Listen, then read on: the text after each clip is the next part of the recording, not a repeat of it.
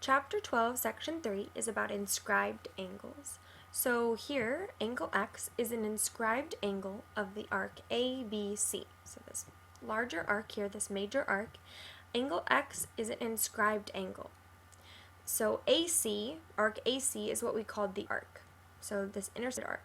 The points of the circle in the interior of the angle that are on the interior of this angle that's formed. So angle ABC is the same as angle X, and this AC is the intercepted arc, which are all the points on the interior of the angle. So the thing we need to remember is that the vertex of an inscribed angle will be actually on the circle. So here, this is on the circle here, this vertex of the angle. But in a central angle, the vertex of the angle will be actually on the center here. So here we had an angle here. If we knew that if this angle is 30 degrees, then this arc measure will be 30 degrees as well. But now that we have inscribed angles, the vertex is actually on the circle. So this brings us to the inscribed angle theorem. So we have the measure of an inscribed angle is equal to half the measure. So that's why I pointed out when we have a central angle with the vertex on the center, it's the same measure. So if this arc was 30, or if this angle was 30, then this arc measure would be 30. But if we have this inscribed angle with the vertex on the circle, we will have that the measure of that angle will be 1/2 the measure of the intercepted arc. So in this case here, we have angle BAC, that's given as S, so that's going to be half the measure of this angle B, of this arc BC. So if this was given as 30, S would be 15. It would be 1/2 that measure. So we can have three cases. So this case, we have the center of the circle is on one of the sides of the angle. So this angle here, the center is on this side. It's actually passes through the center.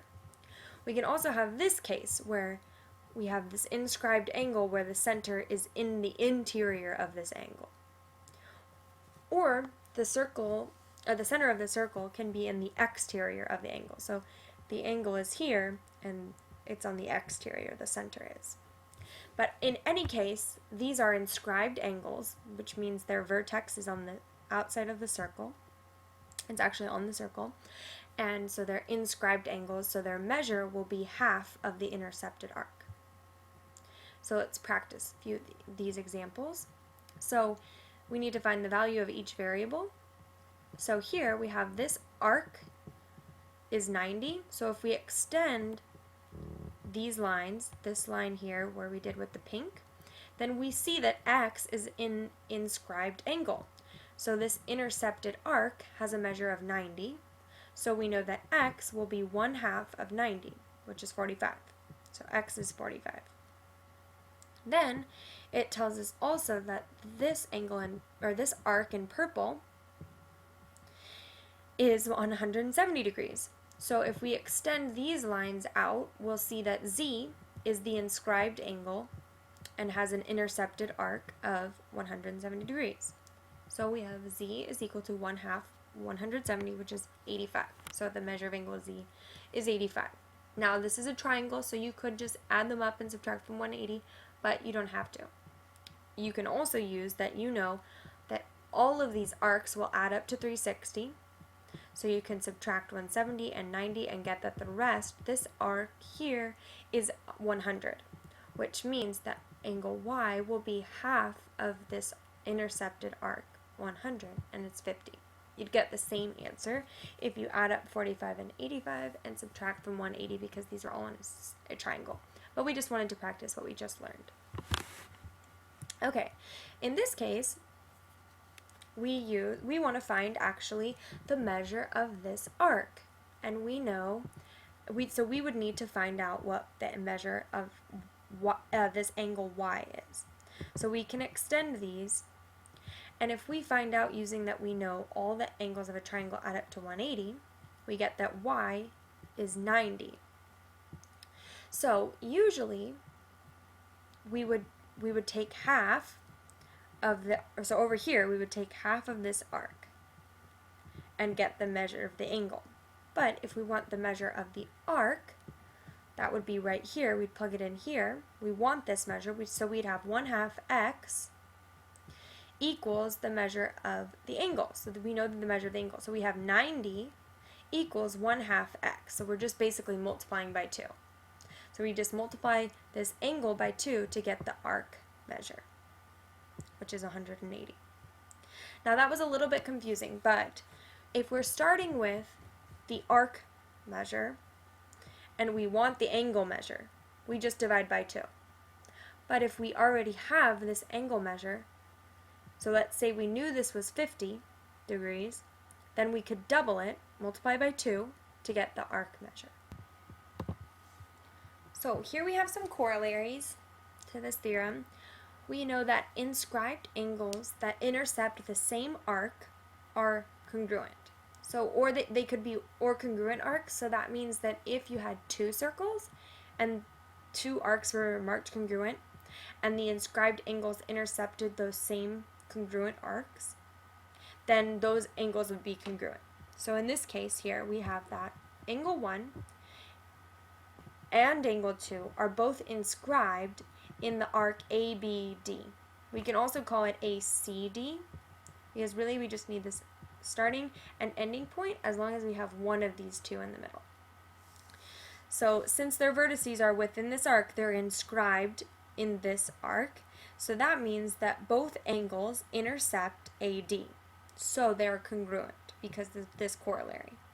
So if you can extend this line and then extend this line, AD is the intercepted arc.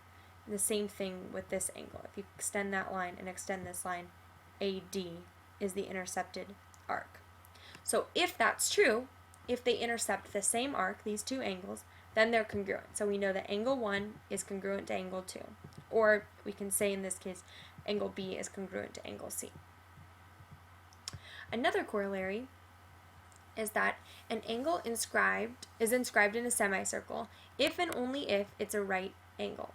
So that means that if we have an angle that's inscribed in a semicircle, like this, then we know that this arc here is 180. So across, since it's the intercepted arc, we would have this would be a 90-degree angle. Same thing here. We extend this, pink lines, and this is also, again, 180 degrees, so we'd have, this would be 90. So then it's a right angle. So here we have the measure of ADC, this is what I said, is 180. So the measure of ABC is 1/2 the measure of that. So it would be 90 degrees. So they'll all be right angles if they are inscribed in a semicircle. So this is inscribed in a semicircle because its endpoints are here, making right on the diameter. And then its vertex is right on the circle.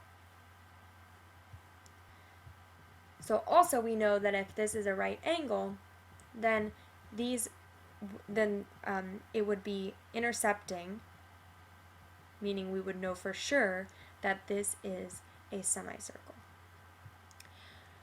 The third corollary is that the opposite angles of a quadrilateral inscribed in a circle are supplementary. So what does that mean? So these two angles here are in a quadrilateral, because this has 4 sides, these opposite angles are supplementary. And that's because we would know that this angle here, or this arc here, would be twice the measure of this angle. And this arc here would be twice the measure of this angle. If these all add up to 360, these two arcs add up to 360, then these two angles must add up to 180, which is 1/2 of that. Because if we take 1/2 of that to get this angle, then we'd take 1/2 of that, this arc, to get this angle here. And that's always going to be true if you have a quadrilateral. Then we'll move on to theorem 1210. So an angle formed by a chord and a tangent. So we had tangents in 12-1. So an inscribed angle can also be formed by a chord and its tangent. So its vertex will still be on the circle, so it's still an inscribed angle, but we just know that this is a tangent line. And it's the same thing. It's the same as any inscribed angle because it has this intercepted arc here, AB, and it will be 1/2 of that. So this angle here, since it's still an inscribed angle, will be 1/2 of that. So let's say AB, the arc measure, is 60. Then we'd have this angle measure would be 1/2 of that, which would be 30. The same thing, if this was given as, 40, then we know that this arc would be double that. So it would be 80. Okay, some examples. We're going to skip the first example here. We're going to go straight to the second example. We needed to find the measure of angle X, the measure of angle Y, and the measure of angle Z, which is this whole angle from the chord to the tangent line. So if we want to find, so we're given here, actually we're not. We can find that the measure of the yellow arc is 120. Why is that? Because the whole rest of this circle is 240. So we just subtract from 360. So we get 120. Then Z is inscribed because it's an inscribed angle because of what we just talked about. It can be formed up here by a chord, that's right here, and a tangent, which is right here. So this is an inscribed angle, and it has the intercepted arc of 120 degrees. So it's going to be 60 degrees. X, I forgot to say here, is a central angle. It's this angle here. It's a central angle because its vertex is at the center. So it's going to have the exact same measure as this arc, 120. So X is going to be 120. So it's not an inscribed angle, so we just go back to what we knew. If the central angle, then it has the same exact measure. Okay, then we redrew this triangle here because back in section 1, we learned that this length here will be congruent to this length because of this exterior point, and these two tangents are from the same exterior point. So we know that if Z is 60, this will be 60, so Y will also have to be 60. Next example, we're given that this angle here is 54. It's an inscribed angle, so we know that the arc that intercepts it here, this arc here, is going to be 108. Now we know that the entire circle will be 360. So we're going to call this arc, this pink arc A, and this purple arc A, because these two are congruent. These two chords are congruent, and in section 2 we learned that if the chords are congruent, then the arcs are congruent. So we have 2A plus 108 equals 360. So we get that A is 126. So that means this arc is 126 and this arc is 126. So now we can get to the angles. So angle X, X here is also, because it's formed by a chord and a tangent line, it's an inscribed angle. So it's going to be 1/2 of 126. That's done here. Then Y is also an inscribed angle here of a 126 degree arc. So it's also 63.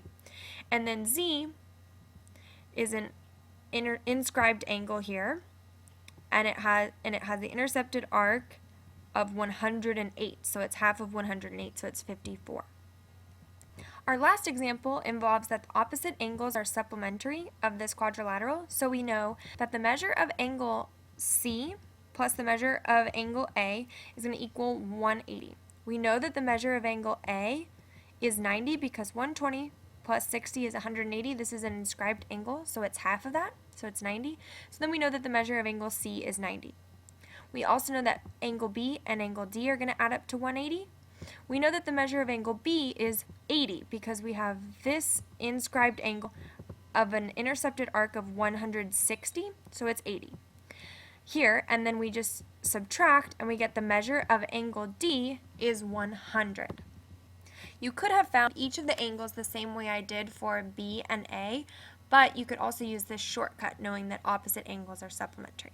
Thanks for watching!